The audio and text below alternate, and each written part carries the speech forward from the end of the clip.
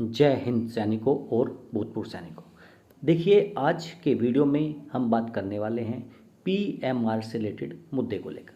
जैसा आप सभी को पता है कि ओआरओपी 2 में बताया गया है कि 1 जुलाई 2014 के बाद जो भी पीएमआर रिटायर हुए हैं उनको ओआरओपी 2 का लाभ नहीं दिया जाएगा।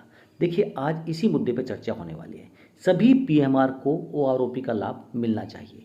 देखिए, सेना में पीएमआर जैसा कोई वर्ड नहीं होता है और ये हमारे देश के माननीय प्रधानमंत्री जी और भूतपूर्व रक्षा मंत्री जी ने भी माना था और कई बार उन्होंने पब्लिक में डोमेन में बोला था कि देखिए, डिफेंस में कोई भी पीएमआर या वीआरएस जैसी चीज़ नहीं होती है और सभी को इसका लाभ मिलेगा। चलिए शुरू करते हैं अपना आज का वीडियो। अगर आप मेरे चैनल पर नए हैं, चैनल को सब्सक्राइब कर लीजिए। वीडियो पसंद आए तो लाइक और शेयर ज़रूर करें। देखिए, जैसे ही ओआरओपी 2 की घोषणा होती है, ये 3 लाइन वहाँ पर सबसे ज़्यादा कह सकते हैं कि परेशान करती हैं, जो हैं armed forces personnel who retired up to 30 June 2019 excluding PMR retired PMR. ये देखिए, ये जो एक्सक्लूडिंग पीएमआर वर्ड यहाँ पे यूज़ किया गया है, with effect from 1 July 2014 will be covered under this OROP revision. यानी 1 जुलाई 2014 के बाद जो भी पीएमआर हैं उनको ओआरओपी 2 का लाभ नहीं दिया जाएगा। देखिए, ये जो शुरुआत होती है ये एक 7 नवंबर के डीईएसडब्ल्यू डिपार्टमेंट के लेटर से शुरुआत होती है।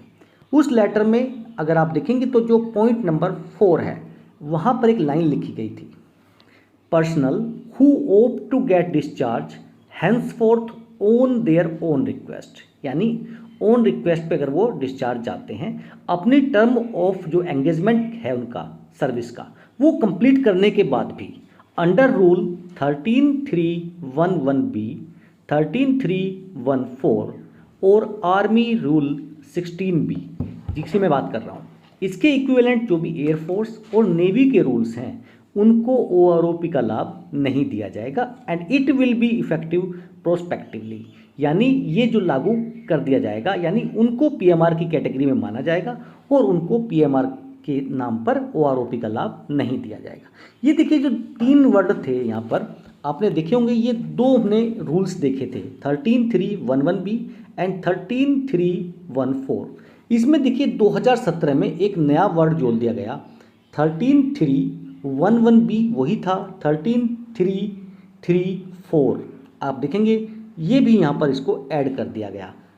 तो ये 3 यहाँ पर अब ऐसे हो जाते हैं और वो डेट थी हमारी 6 जून 2017 में।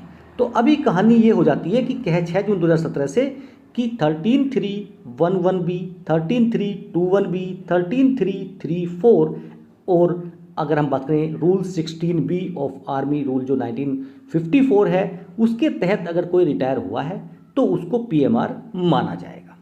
ठीक है, अब देखिए, आज मेरे पास एक कमेंट आया और मैं कहूँ अगर इस कमेंट से पहले मेरे पास सबसे ज़्यादा अगर कमेंट किसी टॉपिक पर आते हैं तो देखिए वो टॉपिक है पीएमआर की। सर आप पीएमआर पर वीडियो नहीं बना रहे हैं। देखिए, पीएमआर पे मैंने काफ़ी वीडियोस बनाई हैं, आप मेरी प्लेलिस्ट में जाकर चेक कर सकते हैं। लेकिन इन्होंने जो एक लाइन बोली, मुझे इनकी लाइन से एक बहुत अच्छा कहते हैं इंस्पिरेशन मिला। ये हैं दीपक सिंह जी। इन्होंने लिखा, सरकार 1 जुलाई 2014 के पहले को जो भर्ती हुए हैं उनको पीएमआर ना कहे।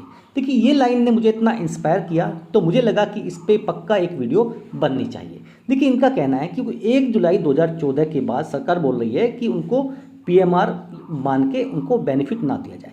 तो देखिए, जब हम भर्ती होते हैं, जब एनरोलमेंट होते हैं तो उस टाइम पे कुछ टर्म ऑफ एंगेजमेंट जो है हमें साइन करनी होती है। वो साइन करने के बाद में हमें बता दिया जाता है कि भाई आपकी जो है 15 साल करने के बाद पेंशन फिक्स हो जाएगी, 18 साल के बाद होगी, 20 साल के बाद होगी, यानी जो भी टर्म्स एंड कंडीशंस होती हैं। तो अगर आप अब बीच में जब 10 साल बाद आके, 15 साल बाद आके बोल रहे हो, 17 साल बाद बोल रहे हो कि आप जो हैं पीएमआर हो गए हैं, क्योंकि हमने जो रूल है वो 1 जुलाई 2014 से या मैं कहूँ 7 नवंबर 2015 से लागू किया है। तो देखिए, ये जो कहना है बहुत सही है इनका कहना, क्योंकि ये आप जो बात कर रहे हैं 1 जुलाई 2014 में, हालांकि ये 7 नवंबर 2015 था, लेकिन 1 जुलाई 2014 में अगर आप बोल रहे हो तो देखिए उससे पहले जो भर्ती हुए हैं, यानी जब आपका ये लेटर आता है उससे पहले जो भर्ती हैं उनको पीएमआर ना कहा जाए। अगर आपको पीएमआर की कोई परिभाषा बनानी है तो देखिए आप 7 नवंबर 2015 या 1 जुलाई 2014 जो भी है उसके बाद जो भर्ती हो रहे हैं उनको आप कह सकते हैं, क्योंकि जब वो भर्ती हुए उससे टाइम पे वो लेटर था तो उनको पता हो सकता है, लेकिन जो पहले थे उनके लिए ये चीज़ लागू नहीं है। तो देखिए मैं यहाँ पर कुछ आपके सामने फैक्ट्स लेके आया। देखिए PMR in the armed forces is a way of maintaining A younger profile and creating vacancies for younger personal.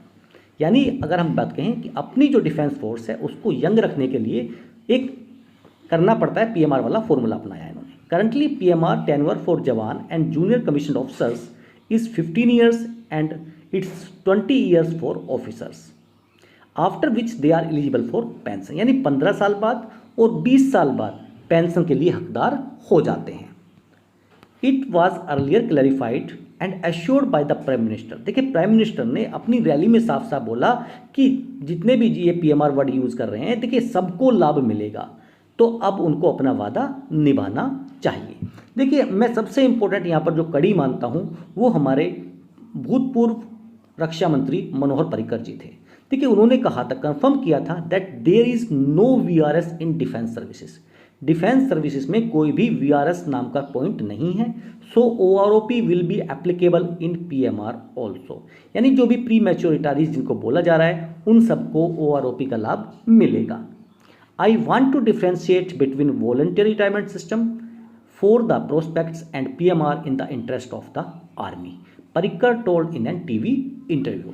If the VRS is not applicable to armed forces, then there is no question of retrospective impact, Manohar Parrikar said। देखिए उन्होंने कहा था जब VRS जो है armed forces के लिए लागू ही नहीं है तो इसका कह सकते हैं कि पिछले प्रभाव से या इसका कोई भी इम्पैक्ट डिफेंस फोर्सेस पे होना ये एक कह सकते हैं अपने आप में ही गलत क्वेश्चन बनता है। ये देखिए देश के रक्षा मंत्री थे और मैं कहूँ तो सबसे ईमानदार, प्रिय और लॉजिकल अगर कोई रक्षा मंत्री थे तो देखिए यहाँ पर ये थे। उन्होंने साफ साफ बोला, हमारे देश के माननीय प्रधानमंत्री जी ने भी देखिए साफ साफ बोला था अपनी रैली में कि देखिए पीएमआर को लाभ मिलेगा। अब मेरा सवाल ये है कि पीएमआर कहना क्या एक सैनिक का अपमान नहीं है? जब वो भर्ती होता है वो सब लड़ाई करता है, अपना सर्वोच्च बलिदान के लिए तैयार रहता है, और जब वो रिटायर चला जाता है आप उसके बाद में उसको बता रहे हैं कि भैया आप पीएमआर में काउंट होंगे। तो देखिए ये एक उनके साथ कह सकते हैं धोखा है। तो सबसे इंपॉर्टेंट चीज़ है, अगर आपको जवानों को, सैनिकों को कुछ देना है तो देखिए इंसाफ दीजिए। वो हमेशा देश के लिए खड़े हैं, पीएमआर बोलकर उनको धोखा नहीं दीजिए। यही हमारा आज का जो है टाइटल था और टैगलाइन थी। और देखिए सबसे इंपॉर्टेंट चीज़ आज का जो मैंने ये शेयर किया आपके साथ, जस्टिस फॉर पीएमआर हैशटैग। देखिए जितना ज़्यादा हो सके इस हैशटैग को शेयर कीजिए, क्योंकि ये मैक्सिमम लोगों तक पहुंचना चाहिए ताकि सरकार के पास ये बात जाए, ये हमारी डिमांड जाए कि पीएमआर जो है वो नहीं है। हमने खुद कई बार माना है कि सेना में पीएमआर का कोई क्राइटेरिया नहीं है। तो देखिए ये जो ओआरओपी आप है सभी को लागू करेंगे, अगर पीएमआर को लागू करेंगे तभी ये ओआरओपी के रूप में मान्य होगी, नहीं तो ये ओआरओपी नहीं है। अगर आपको ये जानकारी पसंद आई तो देखिए वीडियो को जितना ज़्यादा हो सके शेयर करें। फिर मिलेंगे आपसे। जय हिंद, जय भारत।